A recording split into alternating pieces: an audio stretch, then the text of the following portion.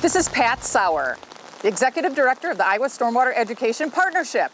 We are starting our urban tour of stormwater practices, mainly in the central part and a little bit of western part of Iowa. We're going to start our tour for the Iowa Water Conference here in Ames, Iowa on Welch Street. So we're going to take a look at some permeable pavers and tree trenches. So up next is Liz Calhoun with the City of Ames.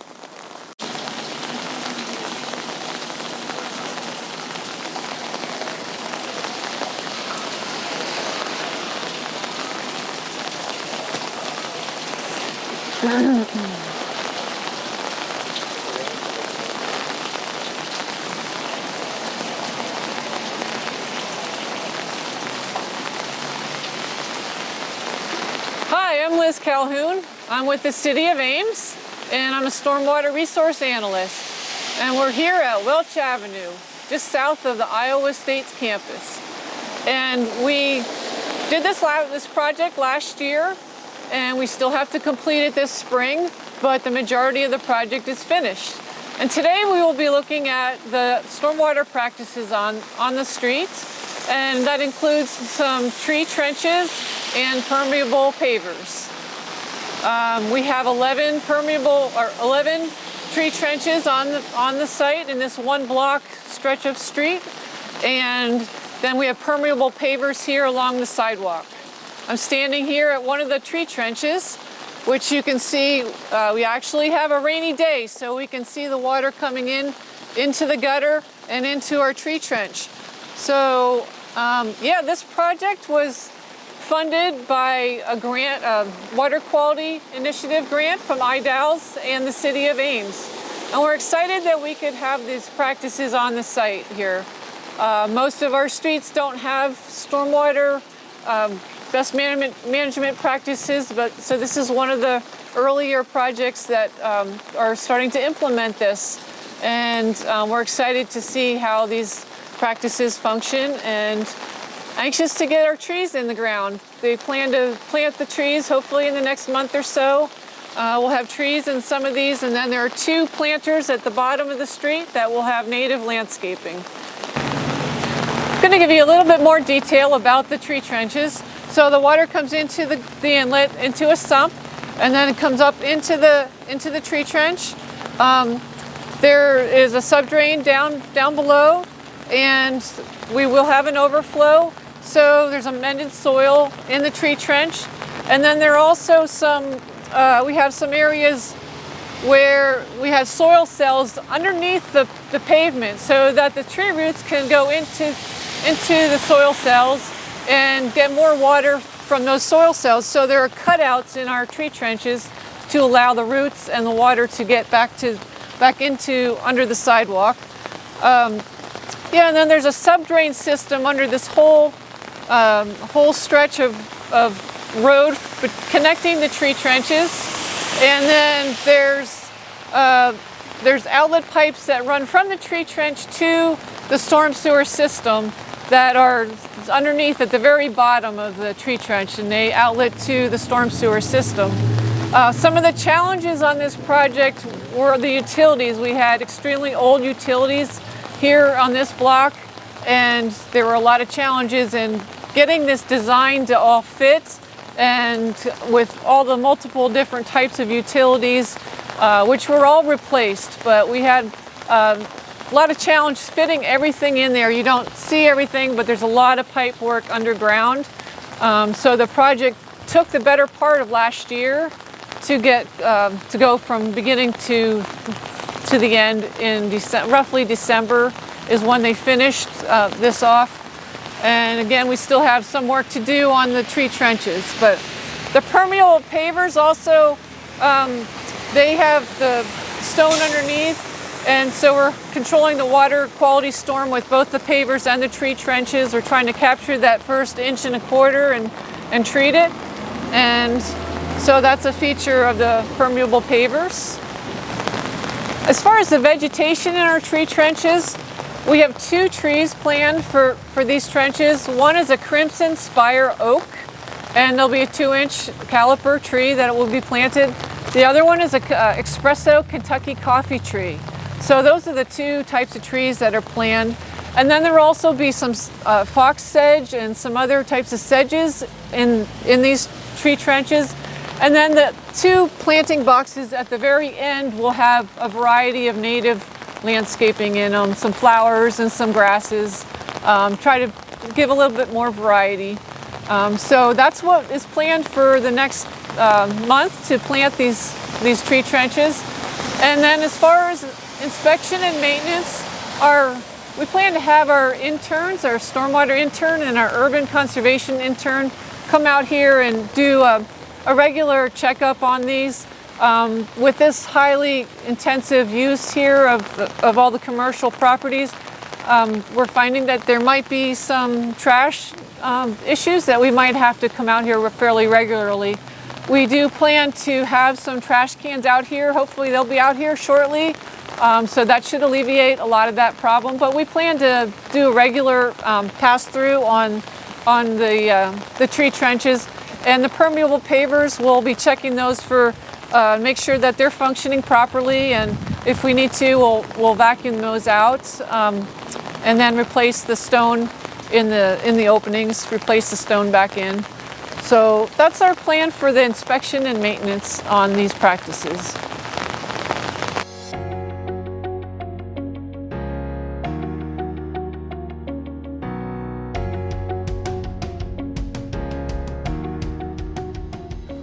We are continuing our urban tour of stormwater green infrastructure practices. We are here at Iowa State University Memorial Union, and shown right behind me is a green roof. This roof happens to have a lot of sedums planted in it. They are more drought tolerant and used in green roofs that have shallower soil media. We will have a faculty member from Iowa State University that's going to provide us with more information on the green roofs on the campus of Iowa State University. Good afternoon, this is Carrie Dixon. This is one of the first green roofs here on the Iowa State campus. This roof is on the link between the College of Design main tower and the King Pavilion here. This is 3.5-inch growing media. This roof is probably one of the happiest that we have on campus. It gets no real direct sunlight. It gets a little bit in the summer. Mainly these are sedums that are very happy getting illumination but not direct light. And we've got a variety of plants that are healthily growing in here. You'll see back on this back portion by the wall, this is most of the section that's in the shade. And so it's got pretty much is dominated by one variety of sedum sexangular. That's the little, looks like mini pine trees-ish type piece that is growing here. We've got a couple others that are growing in, as well as chives, which are transplants off the main roof of the building. And as you go out to the area that gets more sun, you see a lot more diversity. And you'll also notice that we've got some of these plants that are blooming right now. So we've got blooms coming in this sedum here that is flowering. We get bees and other insects up here as well, occasionally birds and butterflies as well. And you'll see more distinctive varieties here on this side of the roof that are coming in. And since we've got fall coming in, we're starting to get different fall colors that are growing in on this roof, as you start to see. So this is the King Pavilion. The second part of the roof of the King Pavilion sits up above the flat roof. And it again is more reflective of the type of growth that we have on the Ag and Biosystems Engineering roof. It's got some pretty extensive blue grama is a short grass that lives up there, as well as lots of sedums, chives, and some other blooming flowers, including ice flower. There is a flowering, there are prickly pear that bloom up there in the spring, as well as a couple other columbine that have moved in just as transplants and are doing quite well on that roof. So this is the first of the roofs that we ever got established here at Iowa State. This is the roof of the Ag and Biosystems Engineering building here at Iowa State. This is the Elings wing of the complex. and it is one of the 2 green roofs on this building. From up here, you can see the types of materials that we traditionally use on the green roofs here. We've got sedums, which you're seeing down here, and they are a succulent plant, low root. They're very hardy. They can deal with extreme cold. They can deal with drought and come back very well. I'm also showing you, this is the growing media that we have in our green roofs. And this looks like bad sandbox sand. It is not a traditional growing material. Most people think of, when people think of green roofs, they think that we're putting soils up here, and we're not. It's primarily inorganic material. The sedums and the other plants that we have in here provide the organic material to feed the plants that we have on the roof. You also see a number of different grasses up here. We've got this short grass. It's called blue grama, and that's this little guy right here. It has about a 3-inch root depth. It's short, 4 to 6 inches in height. It's got some taller seed heads that are on it that move. We've also had other grasses migrate in here. I mean, this is a wonderful example of crabgrass gone wild. And it grows nicely up here. It's doing well. We could weed these roofs, but we don't. For us, the green material is basically holding down the growing media and providing coverage for the roof. The biggest detriment to any roof material that you have is UV light. And so if you can keep it covered, whether it be rock ballasted and walking paths like this, or you use the growing media from the green roofs and the plants that are put on them, you know, you're in great shape. And up here we've got, you know, sedums that have grown in other places. So we've got a really cute little example right here of a sedum that has grown in. It's starting to turn color now because we're into fall.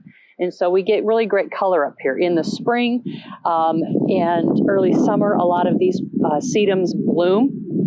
And we get great color up here. It gets attracted by insects and butterflies and birds. We've got other grasses that come in. This is one of the green roofs that when we are in good session, we can bring students up here and show them an example of what we have and what we can do on campus. And these sedums will grow anywhere, as you can tell. They're growing in the cracks. Here's an example of a different style of sedum that is growing in, as well as the blue grama that's come into the grass there. You can see it grow in. We just let it go. It's not hurting anything. The neat thing from being up here on the ABE's roof is that we've got beautiful views of the rest of campus. So what I'm going to show you now is a portion of the green roof that is over at the Student Innovation Center. So here's the Student Innovation Center, the Marston Water Tower, and down in this corner is a piece of the green roof. I'll try and zoom in a little bit, and you can see it growing there.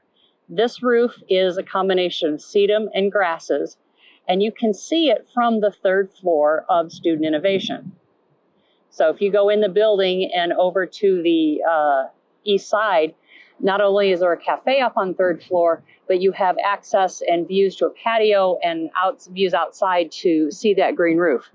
You can also barely make out in the distance the state gym. And when you look just to the side of it, there is a green roof that sits on the side of State Gym that you can just see through the trees up there. That roof has a very diverse number of plants on it. And with a study that we had done here on campus by a graduate student about 5 years ago, it's got a great diversity of life up there.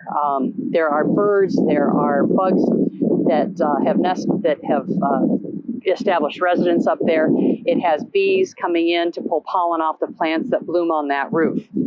So we're going to come back around and take a look at the roof here from this angle. So we've got a very large area of Elings Hall that is covered by this green roof. The water that's pulled from this roof goes into the water collection for this building that is then filtered and used to flush toilets and urinals in both Elings and Sukup and the biorenewables complex building.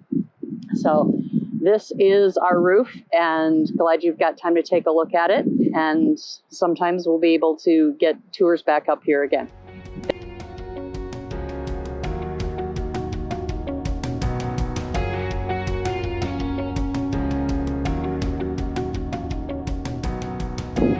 Hi, this is Pat Sauer. We are on part of our urban tour of practices. We've gone a little bit west of central Iowa. We're here outside of the Storm Lake City Hall. Up next, we have Scott Olson with the City of Storm Lake. He's going to talk about all the wonderful stormwater practices that are here in town. Well, we're standing in front of City Hall on a typical blustery day in spring. We have a couple practices right here. We started this whole process back in 2012 with a watershed plan, stormwater management, all started then. The City Hall parking lot was done approximately 2014, and what we did was a pervious paver parking lot with all the subdrains tied back into the storm sewer. And we've had several practices before that, but right adjacent to City Hall, we've got Erie Street. And we also incorporated pervious pavers, some infiltration basins, and some tree trenches here as well. So on all of our projects, you know, they're very situationally dependent about which practices we use. But in this location, basically we have the three. So pervious pavers and infiltration basins, and then also the tree trenches. And obviously, one of our concerns here was rate control. We had flooding issues here. So with the large aggregate sub base that we have, that allowed for some understreet storage, and then the infiltration basins were what we needed for water quality. So we've had a couple different things we do. We'll start with this, and we'll go to a couple other practices we have in town. Now we have one of our basins here that's tied into the system that's on Erie Street. And so we got several things going on. We've installed a rain guardian on most of our new practices. And as you can see, it's spring, things are really ugly. Our staff's that's one of our first projects. Once we get through the spring thaw, clean up the basins and if necessary, replant. But the guardian traps the leaves and other debris that happens there, so our staff can clean it out and vac out down below, filters out as much as we can. So once it goes to the rain guardian, obviously it goes in, infiltrates through. We do have subdrains. Our soils are very heavy clay, so we don't get a whole lot of infiltration in most of our practices. So we do have to do subdrains, which ties back into the storm sewer that's underneath Erie Street. And towards the north end of the cell, you see where we've got our overflow structure. Behind us here, this is Erie Street running north and south, City Hall's to the southwest of this corner. And so the main intersection here is pervious pavers. Again, we've got approximately 2 feet of large aggregate rock, and then a choker layer, then the fine chips that we bed the pavers in. So the purpose of this obviously is to allow that water to drain back, and that's part of our rate control. So we do have the sub base goes from here 2 blocks north to Milwaukee, and that gives us a substreet storage. This is the water quality component, but this is our rate control and our flood control component. So we basically, what we did was the storm sewers that are tied to this are artificially undersized, or we did it intentionally, so we control the rate of flow coming off the street tied into the storm sewers that are already in place. And so we allow with that 2-foot layer of large aggregate that gives us a storage capacity that we need. So basically, it's like I always tell people, instead of flooding on top of the street, it floods under the street and you never know it. So that's our rate control and water quality component in the basin itself. We're on the north side of the intersection we just were previously on the west side. So we do have another basin here, another rain guardian. And again, looks pretty ugly in spring, but all the plants are down. The other guys come through in the fall and cut all that down. And we do have some tree trenches along this side and some small sections of permeable pavers here. There's also this absorbed water coming off the runoff from the roofs. On this side of the street, we have strips of pavers on either side. We kept the crown of the road as hard surface concrete. The pavers, when we install those, are very expensive. So to try and kind of split the difference a little bbit rather than having no pavers, we did the intersections totally in pavers, but when we passed through the intersection, we did the crown of the road where most of the traffic is, and it's easier for the guys to run the concrete that way.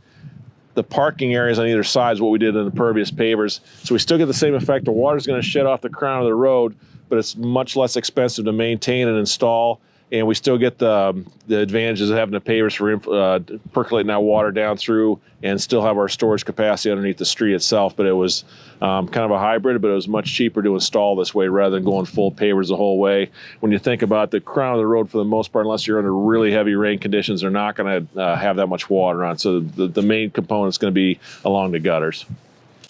So we're what we call the Abner Bell created wetland. The area here used to be our lime pits back in the day when the water plant run, which is straight north of us here. They had 2 big basins that we filled in with lime waste from the water plant. Our treatment process now, we do lime pressing and take care of our lime that way. What we did was, this has happened in 2017, and this was WQI funding was on part of this. And so basically we got 170 acres of watershed that comes this way. And before, it went directly to the west, and the Little Storm Lake's right to the west of us here. Issues we were having there with all that uncontrolled water, we were building up basically a delta of sediment at the outlet of that. And so we're having issues where we're starting to have water back up. So we kind of did several things here. Where the 2 basins, where there are 2 linear oval-shaped basins, so those got removed. And what we did was you create a serpentine path for the water to travel. So it comes in, again, over to the east off of Abner Bell Road, comes in under the road and comes into this. And so instead of directly going into Little Storm Lake, we have we lengthen the path of that water coming in. So it gives it time for the sediment to drop out, the nutrients to drop out. And it also has a flood control component. Where it outlets, before it goes into the Little Lake, we've got an agri-drain structure there with boards, and then we've got another one further into the wetland. So we have control over what level we have in here, so we get higher water low flows. We can control how this water fills up in here, and also allow that sediment to back up. That's a big component of this. As far as the area here is all planted in natives, so it does take a little while for those to vegetate. Obviously this time of year you're not going to see really what's here, but that was the main focus here, is the sediment control, flood control, and then nutrients. So rather than having that go directly into the Little Storm Lake, we have a process where we allow for some of that to drop out. So that was the whole purpose of this project. We're north of the Kings Point complex now. We're actually on the golf course. And what we have is a basin that ties back into, we've got a long bioswale that we reutilized an old railroad right-of-way. And so we've got stormwater coming from the northeast part of town that this picks up. The northern part of that structure was flood control. We had a lot of issues in one of our subdivisions there. It was built back in the 60s with very little stormwater features in it, so a lot of flooding. So we redid that. But as part of that, rather than just tying it to the storm sewer, we actually put it through a bioswale in the old railroad right-of-way the city owned. Comes into this first pond here, and as it flows through, we do have a iron sand mix here to help control the phosphorus level. At the time we did, it was fairly new. We had some information coming from Minnesota where they'd used them there before, but so we did an iron sand mix at part of this basin. This basin flows through here to a second basin, and then obviously we're taking care of some of the sediment issues that we have. Even with the bioswale, a lot of the water also comes in off the road, so we're trying to control that as well. But basically it goes through these 2 ponds, another riffle structure, and then through 2 more basins before it ends up in the lake. So we're trying to treat that, taking a long time, make the water work really hard before it actually ends up in the lake. So bioswale, 2 ponds here, a riffle, and then 2 more basins, and that helps control the sedimentation, and also with the iron filter, the phosphorus. And that was the main focus of this section right here. We're at our fairway. We redid this several years back. And it was really early on before we started doing a whole lot of practices. Our regulations at the time were pretty minimal as far as trying to control the amount of runoff coming off a large parking lot. Part of this was pre-existing. Fairway had been located to the south, and they basically moved just right adjacent to their former location. So in going through this with Fairway, their idea at the time, we spoke with them. So basically what we did on this is we had some small biocells on the outlet side of where this runoff is. And again, this is very early on, but what they ended up doing was two small biocells that capture the most of the water running off from this particular part of the parking lot anyway. So rather than having overflow, how these work, basically the water runs in, captures the sediment, and these are planted with natives, if I remember correctly. And so we get the uptake that way. So again, capturing that first inch or less is where a lot of the contaminants and sediments are going to come from. And this will pick that up. It gets to be a heavier flow than that. It basically short circuits and goes into the storm sewer intake from there.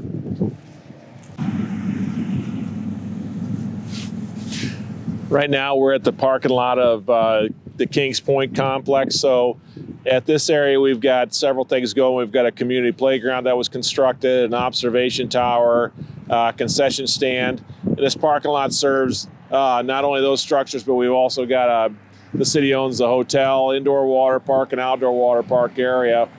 And so what we did here was, with these large parking structures, we've got the lake obviously right next to us, and the city, county, and DNR spent a lot of money dredging this out over the course of almost 10 years to improve water depth, which increased our water clarity tremendously. So the first thing we want to do is make sure we don't resilt it in. So when we did this project, one of the things we took into consideration obviously is what we're going to do with all the runoff with sediments and pollutants coming off our parking lots. So we've got a biocell here that basically takes all the water off the parking lots, filters that out, cleans it up prior to it going in the lake. So as you can see, we've got a strip going around the perimeter of this, and that's basically a pre-filter for all the sediment and all the other types of things. We try and slow that down before it gets into the basin itself. The basin itself has multiple different plantings in it. We try to do different things to give us a different look. It's really nice when it's grown up. Obviously right now it's nothing's bloomed, nothing's really green, but we got a combination of bushes, different types of plantings to get that uptake of the contaminants that do end up in there. And obviously this all gets filtered out before it goes into the lake. We do have overflow structures. We get a hard enough rain. Obviously everybody knows the first inch or so is going to be the major part of our pollutants. Once it gets past that stage, we do have the overflow structures to allow us to handle the bigger rain events. But again, we built this with the grass strip around to help clean up a lot of that stuff before it gets into it. So we're hopefully by the time the water gets there, it's just water, leaving a lot of the contaminants back on our filter strip on the outside.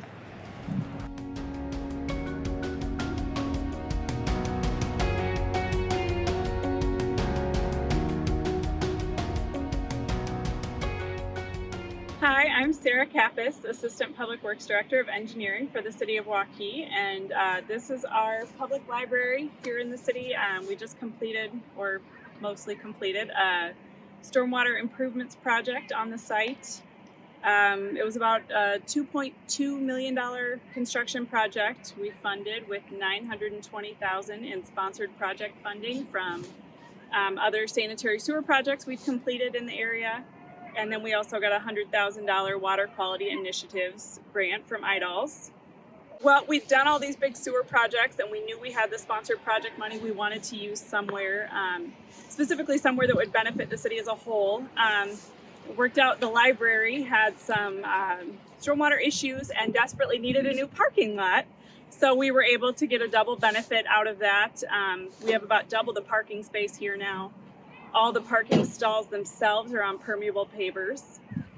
We have a brand new wet bottom pond to control stormwater in the area, bioretention cells to control the stormwater throughout the site, and some other features throughout the project.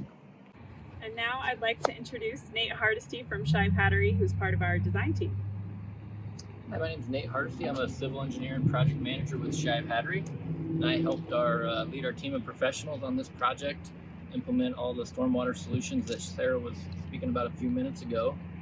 Just to my right here is one of those, a bioretention cell and a parking lot island. We have about 9 of these on the project.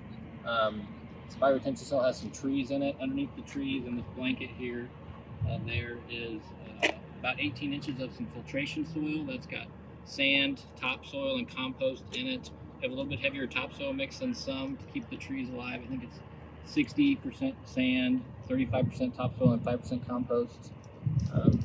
And then this will all be planted with some native plants here in the spring. It's December now, so we're holding off on the plantings till spring before we get those done. And it's all that filtration soil is also underlain by rock with a drain below it as well.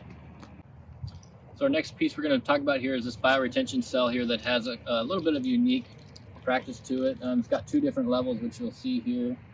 All of our bioretention cells have the splash block right off the pavement here. That's the pre-treatment. Right now we do have some temporary wattles and sandbags here just to help keep the debris from the parking lot off until we can get these planted and established next year. But this one, the reason it has 2 different elevations, it's so large and the parking lot slopes enough that it was going to be pretty deep on this upper side just with the traffic, the pedestrians we expect around it, being that this is a library parking lot. So we added a retaining wall in the middle to just help divide those up. We have a drain in both, and both have their own inlet as well. So now we're at one of our bioretention cells in the back of the library property, kind of at the upper end of a treatment train. There are 3 of these cells here. This one is actually the largest. The water that drains here comes from some of the surrounding residential neighborhoods, as well as a church that's just next door, and it all kind of comes through here. These bioretention cells in the back, they're different than the front, obviously, where they're in the parking lot. These are out in the turf area. Similarly, they have the same type of filtration soil in them. We have a lot of plants back here as well that will come in the spring. We do have some of the shrubs and trees planted now as well. There's the same type of splash blocks back here. And this is all underlain by, again, the filtration soil, rock, a drain as well. This cell's one of our largest ones, or is the largest one on the site, and captures a lot of area back here. Do you know if these bioretention cells in the back, are they designed to manage the water quality volume, and do they go even more than that? Yeah, so the whole site, we followed the unified sizing criteria to capture everything. We actually have a little bit of a unique site that kind of has 2 different drainage areas that Sarah touched on earlier, and I think we're going to look at the pond here in a few minutes. The pond out in the front captures a lot of the roadway. There's a future roadway project that will reconnect some of the drainage area that was cut off with an older roadway extension. And then these bioretention on the site capture a lot of just the surrounding neighborhoods as well. One more bioretention cell I wanted to talk about just a little bit before we made it out to the pond was this one here. This is kind of in the back of the library. They have a book drop that's actually just behind me here. And it has this unique pre-treatment splash block here. It's a little bit taller. We had a height differential from the paving down to the biocell as we come around this corner. So we designed this here to help let the water down easier. Just a kind of a unique feature we thought we'd point out before we made it back up front and turn it back over to Sarah. All right, right next to me we have our wet bottom pond, which is well below its normal water level currently due to the dry summer and just not having all the stop logs in our outlet structure yet. At the far end we have a hydrodynamic separator for the water coming in. And then at the outlet, we've got a multi-stage outlet over here with an orifice plate to handle that water quality. Okay, and where does the water, we talked about this earlier, but where does the water discharge from this pond? Ultimately to Sugar Creek, but it does go to a neighboring pond, one neighborhood over, where we did some improvements there as well. Okay, and tell us a little bit about the erosion control here. What is this green stuff on the soil surface? I believe we've got bonded fiber mulch here. We just haven't mulched for now. There is native seeding around the pond itself and wetland seeding at the lower level. Our contractor will be coming back here probably next week to get some matting down. And then this upper area, they will seed yet in the spring. One of our last water quality practices we wanted to talk about today were the permeable pavers on the site. So the permeable pavers are in all the parking stalls on the site, and then the concrete between them is actually the drive aisles. We have a paver section here that includes these pavers that you can see. Each paver is 5 by 10. Below that, there's a total of 22 inches of rock. That includes the pavers. 3 different layers of rock down there of different gradations to soak up all that water. There is a subdrain under each one as well that eventually would drain out into the storm sewer system and downstream with the rest of the water as well. I think next I'm going to turn it over to Sarah, who's going to talk a little bit about just the future here and maintaining these practices at a age. All right, well, we do have a maintenance plan that we're required to put together as part of our funding. City staff will maintain a lot of the practices. We may hire some of it out. That's a little bit to be determined. We'll be purchasing some poly blades for our snow plows to plow the pavers. And we do have our own hydrovac to vac out the pavers and the hydrodynamic separator as needed.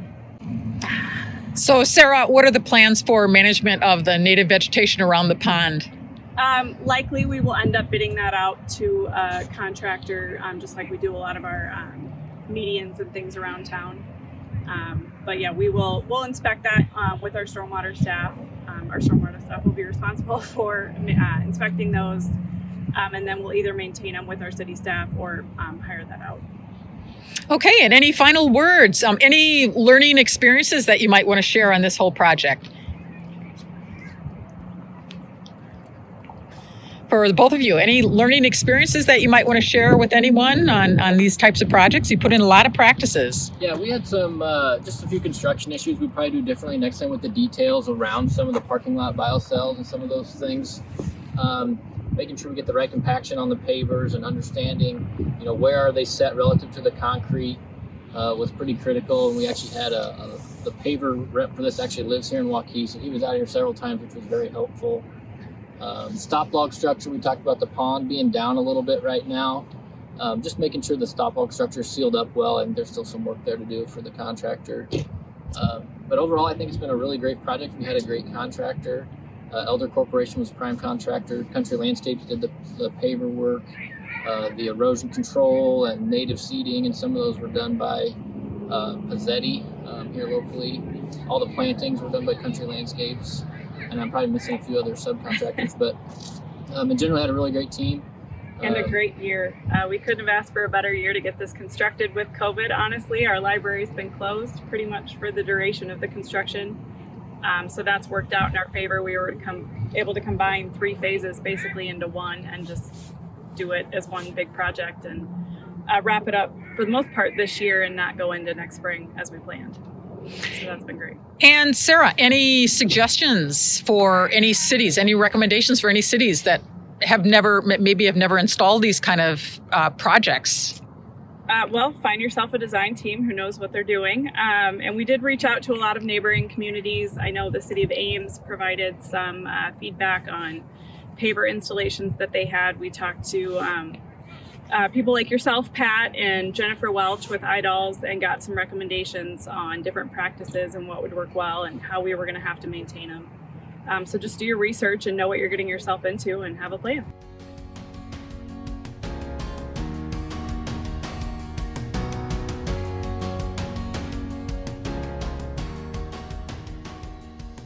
Hi, I'm Barb. And I'm Jeff. We're here in Marshalltown on Main Street at our Gallery Garden and the Kibbe Building. And I'm here to just briefly introduce you into some main elements of our stormwater management park here. And if you look behind me, we have several facets, including retention chambers that will capture rainwater to water the many plants that you see here, detention chamber, permeable pavers, evaporative fountain, solar panels, bioswell. So there's lots of features that we'll talk about in detail here in a few minutes. We were able to buy this old building that's 125 years old about 6 years ago, and along with it came this vacant lot that had been vacant from a fire. So we bought the two things, and we were able to put together affordable housing upstairs with CDBG, Iowa Economic Development Funds, and we were able to also succeedly get stormwater management funds, and together with our private funds, the state funds, and our city funds on the stormwater management, we were able to accomplish this. We're very proud of it. This is part of our stormwater management project, and this is an underground system that captures the rainwater from the building behind me, the building that you see attached to that, and actually a couple of the buildings over there, because there was zero runoff on this city-owned parking lot. And so on a heavy rain, we'd have 10 inches of water that would be running into this building. In the wintertime, we'd have 6 or 7 inches of ice that would build up, and it'd be like an ice skating rink, this entire parking lot. So the only solution was to capture this water in these 3 grates connected by culverts, and it runs along this alley, and then it turns northward, and we can walk over here now, and it goes to a 17,000 gallon chamber that detains the water for days as it feeds into it, and it seeps back into the ground into our drinking water actually. And there's also a feature on this is if we had an unusual heavy spring or lots of rain in the spring, we knew that 17,000 gallons could get full and it would back up the entire system. So we have a pumping station that actually has a float in there. And so if this ever fills up, which only has twice in 3 years of use, there's a pump that engages and the water actually gets pumped out of this grate, and then natural runoff will take it to out to the street into the city water system. And these here, when I mentioned that hold 17,000 gallons, underneath really where these 2 vehicles are, there's 220 of these honeycomb chambers that lock together, and then they are surrounded with cloth, and then they are surrounded with about 4 feet of gravel, and this is actually about 20 feet deep. It's probably the physical size of it, I would estimate it to be about 2/3 the size of a semi-trailer, is how large this chamber is. And that's what fills up with water, and the system functions very well.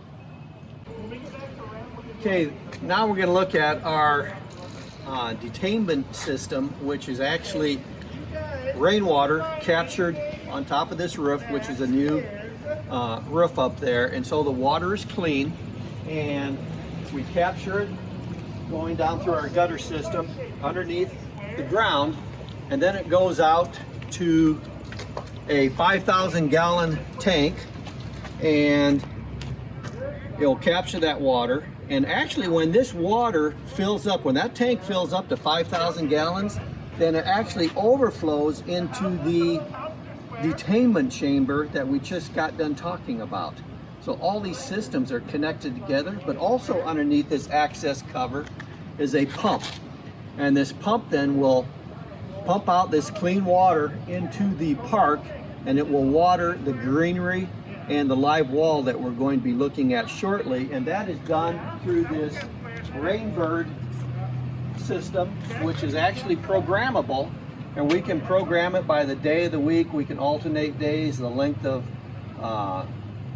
watering that we have on different zones in the park. So it's very flexible, or you can do it manually also. And so this here is the second feature of this park.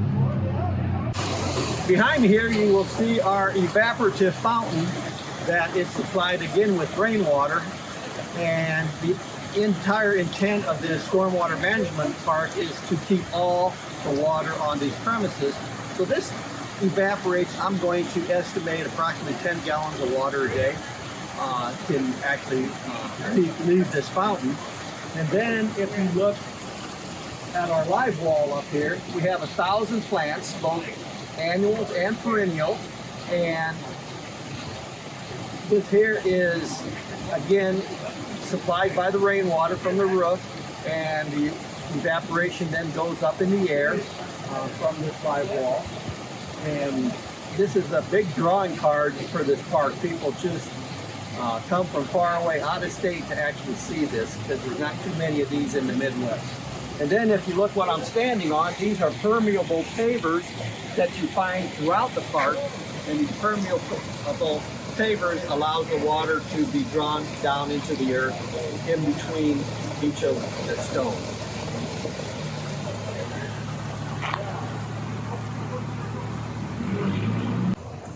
Here we have a bioswale planted with all Iowa native flowers, and this bioswale has its recessed from ground level about 12 inches, and it has different layers of sand and cloth underneath it to clean the water. They like to say it cleans and cools the water before it re-enters the earth. And all the water runs off the pavement that you see underneath the pergola. So when we have a 2 or 3 inches of rain, this bioswale will fill up with 5 or 6, 7 inches of water, and within 6 or 7 hours, it will be totally drained again. And above me here, we have solar panels, 30 solar panels. They produce 7,500 watts of power, maximum output, depending on the location, the sun, and the time of the year. And this makes this a net zero park, meaning that these solar panels will generate more power than the underground pumping system and the security cameras and the nighttime lighting system requires. So we also have it then wired into the building, which helps offset some of the power requirements of the building. We also thought it'd be a perfect site for some artwork, and so Jeff and I incorporated these beautiful paintings. They're replicas of my late husband, Larry Hagstrand, and people love coming here. They're very unique. They're weatherproof. It's amazing what you can do with sign quality productions. So we're very proud of it. Aww.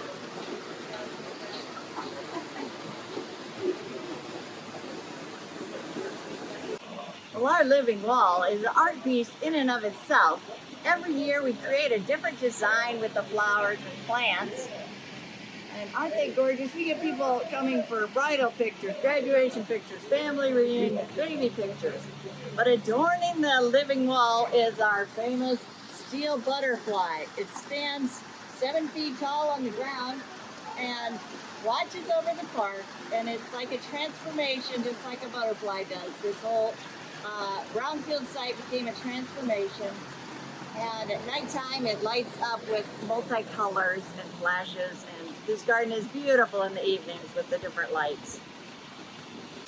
Thank you for giving us a chance to explain about our park. We hope you'll come to Marshalltown sometime and give us a visit. We're open all the time to the community, and it's a special place for us. Yes.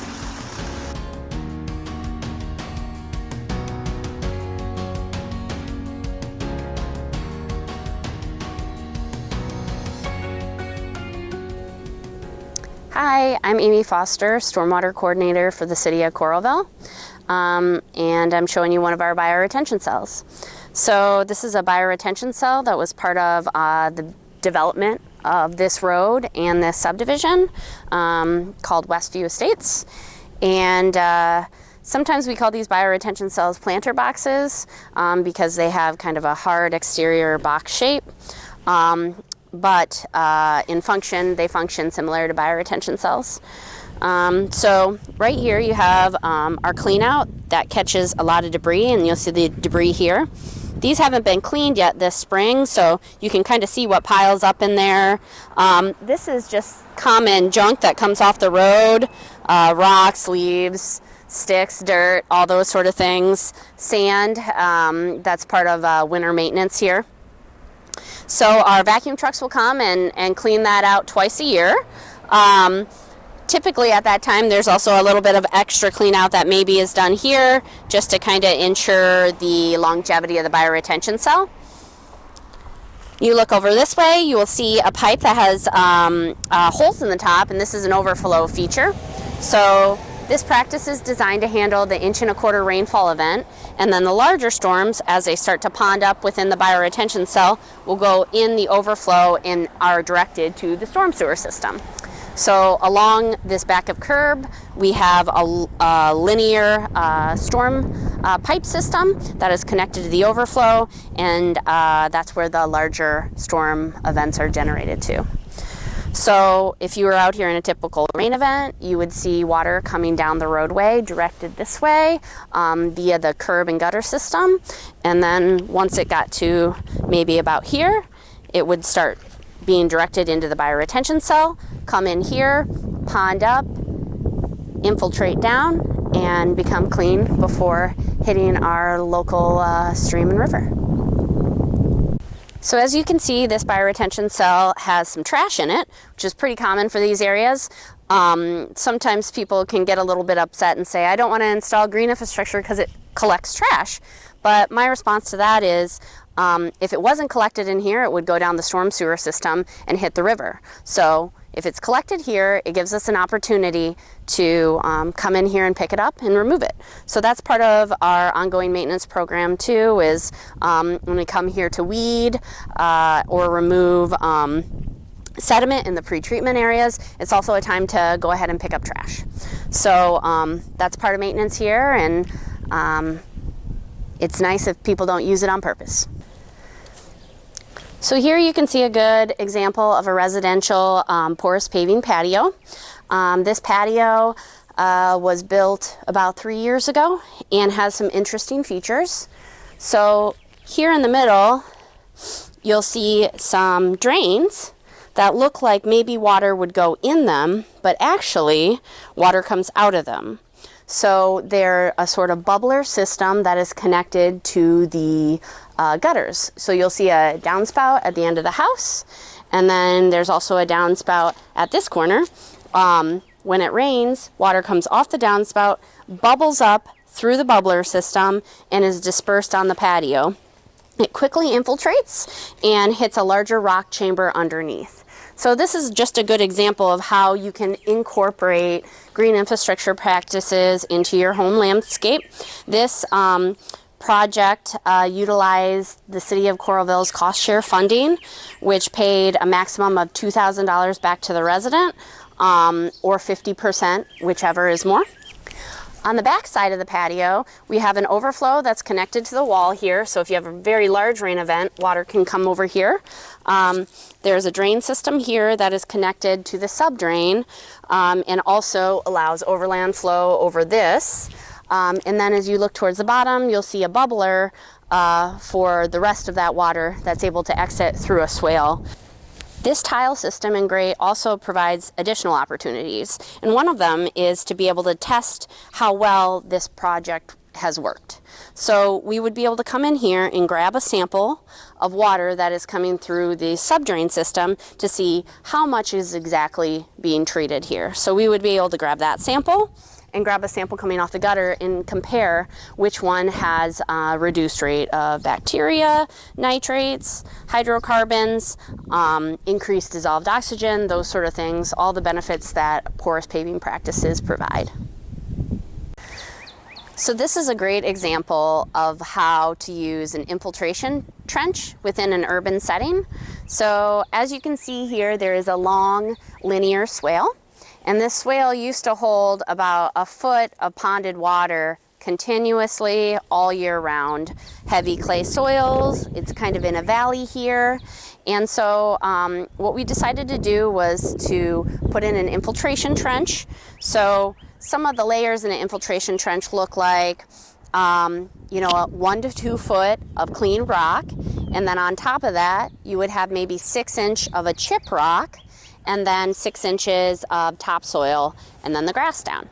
So this offers an opportunity for the homeowner to use the area as they would normally as lawn, be able to mow it, easy maintenance. So it's similar to a bioretention cell, but it doesn't take away the function of the yard. So you can walk on this without damaging it, without compacting it, and it seems to be working quite well. So this was installed about 3 years ago. These 2 lots, you'll see some rocks towards the far side, and those are checks to kind of help slow and back up water, allow it a chance to infiltrate. And then beyond that, there's a black fence, and right near that is a beehive overflow drain. So on the chance that there is a very large storm event and it makes its way down the swale, over the checks, there is an emergency exit for that water to go. And I guess I should mention within this system, within the clean rock is also a tile, so that if water starts to back up from the subsoil up, like maybe in spring conditions when the ground's very saturated, water would be able to flow out that interior tile as well. This area worked so well for draining water that last year the upstream neighbors decided to also connect on to this practice. So it looks like kind of patchy grass, but really it's a erosion control matting that's been seeded. So you know, I would say by the end of this next season, everything should be green. It's a pretty recent construction project, but it's been really successful and helpful to these homeowners. So I believe that the most efficient stormwater practice is habitat and land restoration and preservation. So deciding which land to not develop is as important as deciding which part of land to develop. Protecting existing systems, prairie and woodland systems is very important. And then if you want to do even better than that, restoring those existing systems and improving them is another way to provide stormwater benefits. So a functioning timber or prairie ecosystem absorbs water, and that's really the goal of what we're doing in municipal stormwater management. So in this area here, this is a timber that is undergoing timber stand improvement.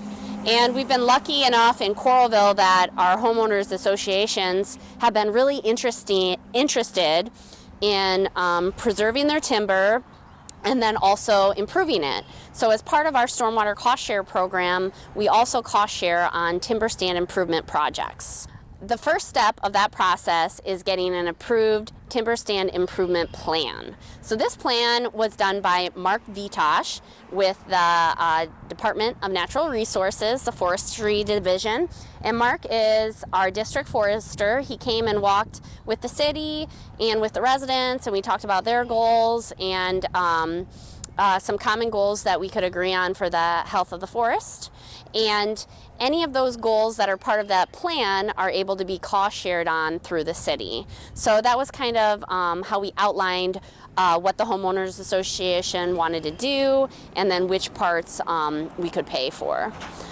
So this project has worked out really well. We have very passionate residents that will talk after me kind of about what they focused on in here and what they determine as levels of success for this project. Good day. My name is Dr. Faye Vitito, and I'm a relatively new resident of Coralville, Iowa.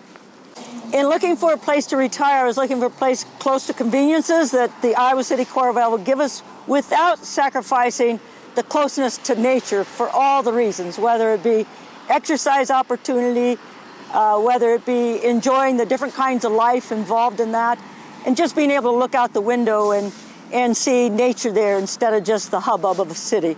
So in looking for about 5 years for a place that would meet that need, we were attracted to a particular area, Ryan Circle in Coralville, because of the wooded lots around it. We took great time and effort in deciding which ones to pick, and we actually chose a property that had a conservation easement. We saw that as a plus positive. We knew that there were implementation things that we would have to do and accept as landowners, but it was an easy trade-off to do that. And having a healthy woodland lot actually reduces the rain runoff of our properties, our homes, our rain from our roofs, as well as our wooded lots. And to manage that properly so we don't flood Clear Creek and hence the bigger tributaries, part of the reduction of flood mitigation and to prevent flooding sooner and more severely is to manage your woodland lots. The benefits we saw, for example, we have a little bit of area that's not quite all trees, so it's actually trees with a potential for prairie, which could be called a savanna. So it just, when improving your woodlot, you actually begin to move on to the edges of it. There's ways to improve the edge of your woodlot, and we have a exercise trail that goes from the entire length of our Outlot A and on past the park that is city-owned by Coralville, and right on down to the post office across the road to Hy-Vee. That trail provides educational opportunity, but also a high-quality, healthy walk place for families and their pets to exercise and expose their urban children to nature and the joys of it,